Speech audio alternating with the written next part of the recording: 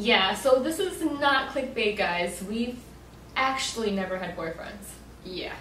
We could never really explain it ourselves until we found the term demisexual. So I mean, natural reaction, let's just get on the internet and make a cringy, vulnerable video. Public cringy, vulnerable video. Sounds fun!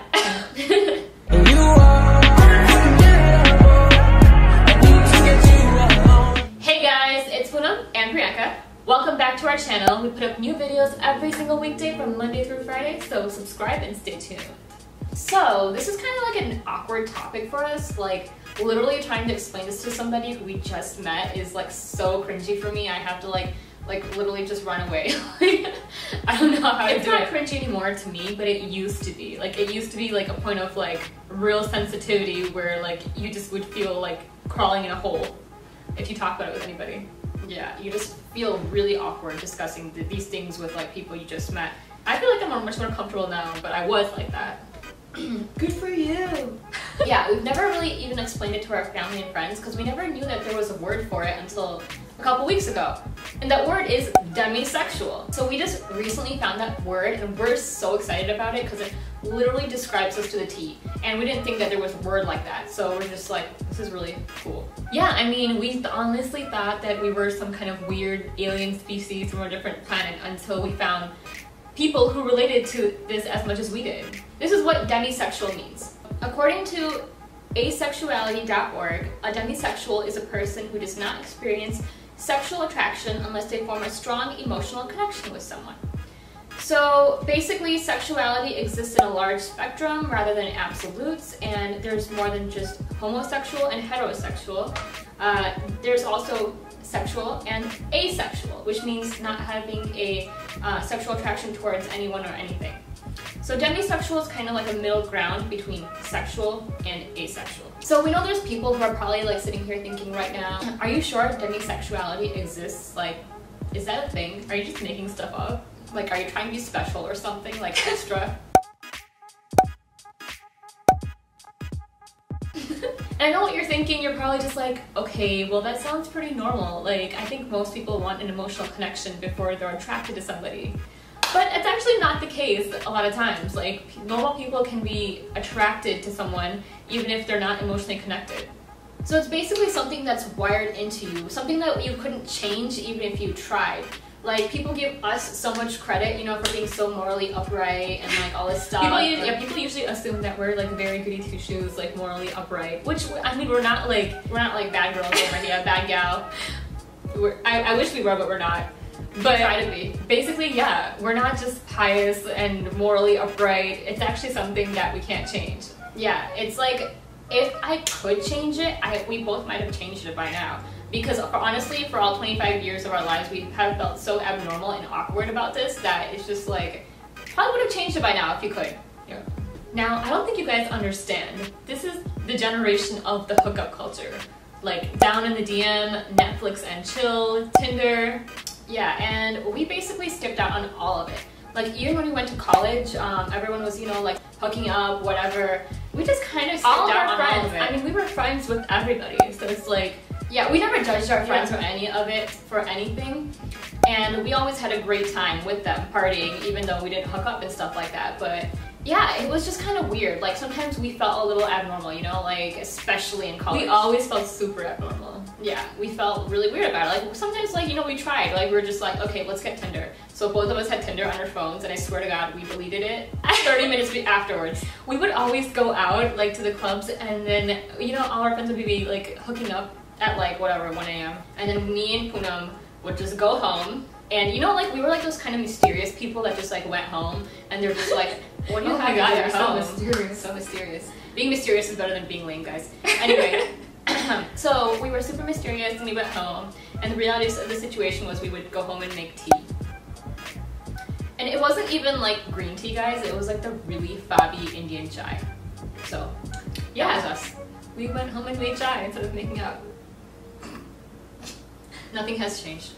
So we researched a little more on demisexuality and found this great article about it, and we could relate to almost every single one of these points. Yeah, so this article we're gonna link down below, but it's by basically Bustle, and it's things that happen when you're demisexual. So the first point this article makes is that most, if not all, of your relationships have started out as friendships. And for us, that's 0. But if they were to, they would start out as friendships. And it makes a point that it says there is no honeymoon phase in relationships for you, because what other people typically refer to as a honeymoon phase is your uncertainty phase, right? So you're much more comfortable and attracted to someone long after you know all the little details about their lives and how they feel about things and what makes them stick. This is so true. I feel like I don't know if I like someone unless I know them inside and out. Yeah, you have to know what makes them tick, like who they are, everything. So I guess like the best case scenario would be to have like a bunch of really, really good guy friends and all of them be single, which, yeah. Another point this article makes is that attraction to celebrities and strangers is definitely there. Like if you see somebody really hot, obviously like you'll be attracted to them, but it's fleeting. So for a lot of people, I feel like with their like celebrity crush or whatever, like if you ask them a question like, okay, would you like make out or like sleep with your celebrity crush? Everyone would be like, yes. Like, why wouldn't I? And like that's like a super normal reaction, right? But for us, I mean, for demisexuals, even if it's the hottest guy in the world, like I'm talking like even if it's like Zac Efron or like Zayn Malik or like whoever, like you still can't. Like even if you wanted to, you just can't, because you need that emotional connection first. Right. So this article states that you're basically a huge human catch-22. And what I mean by that is it states you don't want to waste their time or hurt anyone by continuing to date them unless you're sure you're attracted to them. And you can't be sure you're attracted to them unless you continue to date them for a while. So boom, you are a huge human catch-22. Yeah, and this is assuming that you've already gone on like a date or something. And like most people decide at that point, they're just like, okay, I'm gonna either continue dating you or I'm going to just stop and ghost you or something like that. And demisexuals can't do that. It's just really awkward. You have to find out more about the person. Like this is why first dates are really awkward for demisexuals. This is why I don't go on first dates. This is exactly why we don't have boyfriends, because we don't go on first date. But anyway, so this is why it's so hard for demisexuals, because if you like keep dating the person, then you're leading them on. But if you don't get to know them more by going on more dates, then how do you know? You just feel like a crappy person. Yeah. And then you just avoid it altogether and don't even deal with it. Don't even deal with it. Like we said, the best case scenario would be to be friends with a bunch of these guys. But I mean, like, who has time for that? Okay, first of all, in this generation, who has time to be friends with a bunch of single, attractive guys for a long time and then figure out if you like them or not? Like, it doesn't happen like that. Realistically, yeah, I don't think so. So you know that feeling when like you feel like nobody understands you and you're just kind of on this like island by yourself, just alienated? And then you find this thing called the internet. Wait, SpongeBob! We're not cavemen! We have technology! And it's awesome. Because you find strangers and talking about these things that you could never explain. And it's such a good feeling to feel like you're not alone. Like you're not just on this island by yourself. There's so many other people out there with you. So we randomly happened to find a bunch of people on the internet talking about this topic and how they felt, and honestly it was really cool to see how they inspired a bunch of strangers to comment below and just talk about their feelings and how they feel happy that they're not the only one. Yeah, so we were pretty much mind blown that there was a word for this the entire time. Like, we had just never knew for 25 years. But yeah, we weren't even going to make this video because I feel like it's not important. Yeah, nobody really cared. Like, our friends, like, nobody really cared about this. Nobody really, like, asked us too many questions or anything because it didn't matter. Honestly, we're happy with who we are. Like, we don't really feel the need to explain ourselves to anyone. And, you know, like, we don't think that your sexual orientation defines who you are. Yeah, it doesn't. Whether you're straight or gay or bisexual, asexual or demisexual, it doesn't define who you are. How many hookups you've had doesn't define who you are. That stuff doesn't define who you are. Right. So that's why, like, I guess we didn't even bother to look it up until a few weeks ago. But having said that, for the past 25 years, we were kind of baffled by this, and I feel like it would have been so helpful if I saw a video like this on the internet. Say just like kind of explaining it and explaining how it's normal and that kind of thing, because yeah, it would have been just really nice to know. Also, for all the people that are just really, really confused by why we haven't had boyfriends yet, I feel like this video is a nice little way to explain it without having to explain it face to face. So here we are. Talking to the camera is less cringy than talking to people. Yay! Yeah, because having to explain this to people was really awkward. People made like so many funny assumptions about us. It was actually hilarious. I'm just gonna like tell them to refer this to this YouTube video and then just like refer to this YouTube video and then talk to me. Poonam and Priyanka aren't here right now. Please refer to the YouTube video that is on their channel. People always like, you know, assumed a bunch of things about us just because it was so mysterious that we've never had boyfriends or we don't like to hook up or anything like that. So the first assumption people made is that we're just very pious and morally upright, just very good Indian girls. Yeah, and I mean, we're not bad girls. Bad gals. We're not bad gals, but at the same time, that's not what it is. Yeah, so I mean, everyone thought we were like snobs or something, and then they got to know us a little bit better, and they were like, wait, you're really nice. And we're like, yeah, duh. Everyone, when they get to know us, they know that we're nice people. So it's like, everyone just assumes things about you, or they think you're gonna judge them, and they just don't want to tell you anything about their lives. Yeah, so yeah, that's not it. The second assumption people make about us is that, oh, we're probably gay. And there's nothing wrong with being gay, because I definitely considered it. I'm just like, am I gay? Am I homosexual? I don't know. And then the answer is no. No, not really.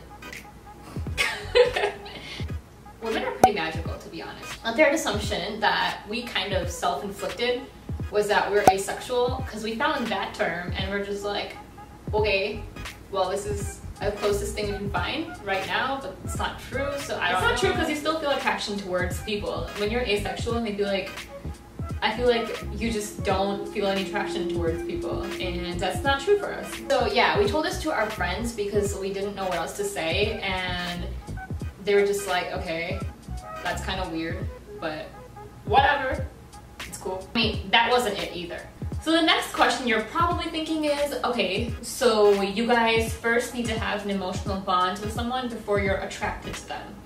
So why haven't you formed an emotional bond with any friend or any person in your life so far? That's a good question. The answer to that is, as children, we were painfully shy, like painfully shy, and always moving around schools. So we literally changed schools all of our lives, so we never got to be in the same place with the same people for a while. Kindergarten to elementary school to middle school to high school. We changed high schools twice. So the first time we were actually with a group of people for 4 years was college. Right. So we basically were just very antisocial and timid throughout all of, like, you know, elementary through high school. And we actually made a video about this. So yeah, we'll link it up in the description if you guys want to check it out. We were antisocial in high school. Right. And then in college, it's straight to the hookup culture.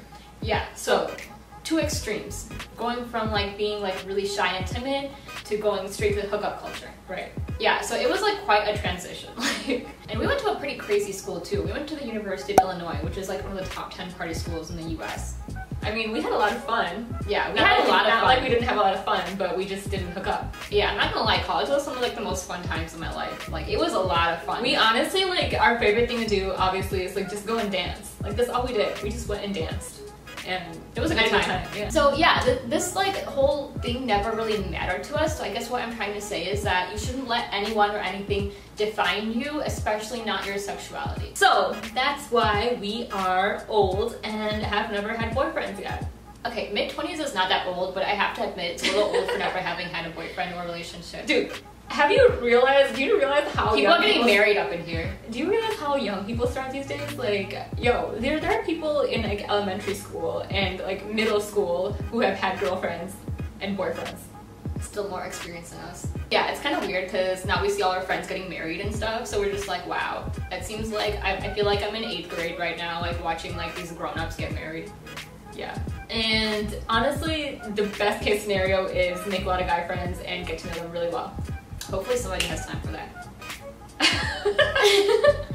Oh god, we're doomed. So, I wanted to ask you guys, do you guys think that this whole demisexuality spectrum exists? Like, what are your thoughts on sexuality and there being a spectrum between sexual and asexual?